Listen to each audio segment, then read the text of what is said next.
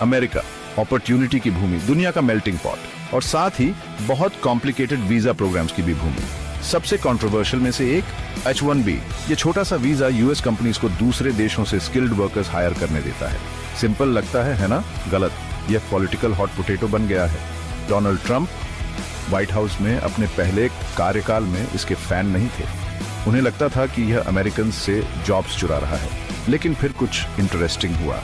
उन्होंने अपना ट्यून बदल दिया। शायद किसी ने उन्हें इलोन मस्क का ट्विटर फीड दिखा दिया। मस्क, जो हमें मार्स भेजना चाहते हैं, H-1B को बहुत पसंद करते हैं। वो कहते हैं कि यह अमेरिका में बेस्ट माइंड्स लाता है। इस फ्लिप फ्लॉप ने ट्रंप सपोर्टर्स को कंफ्यूज कर दिया है। कुछ अपनी बात पर अड़े हैं, कहते हैं अमेरिका फर्स्ट। दूसरे सोच रहे हैं रुको, अगर इलॉन को पसंद है। यह पूरी डिबेट एक ही सवाल पर आती है, क्या H-1B अमेरिका की मदद करता है या उसे नुकसान पहुंचाता है? चलो डाइव इन करते हैं। H-1B वीजा ये यूएस में आने की कोशिश कर रहे स्किल्ड वर्कर्स के लिए VIP लाइन जैसा है। 1990 में बनाया गया। यह अमेरिकन कंपनीज को स्पेशल स्किल्स वाले फॉरेनर्स को हायर करने की अनुमति देता है। टेक जीनियसेस, साइंस विजेस और इंजीनियरिंग मास्टरमाइंड्स के बारे में सोचो।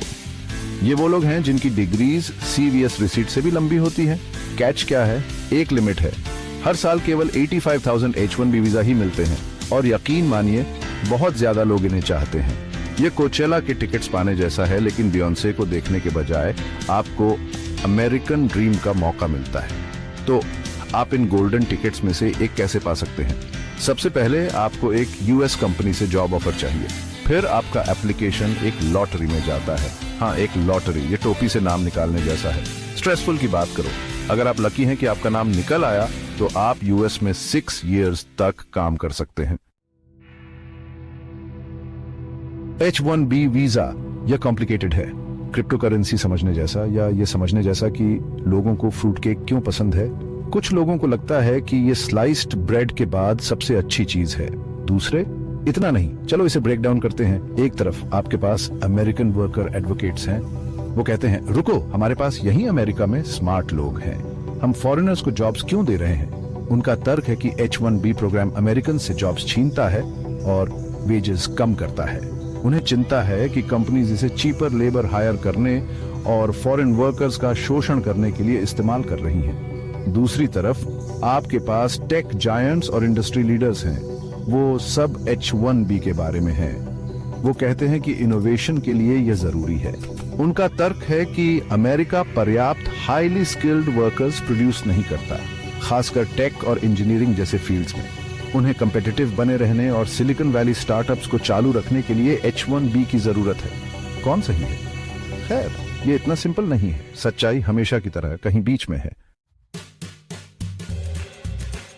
तो H-1B वीजा का आगे क्या है? आपका गेस मेरे जितना ही अच्छा है।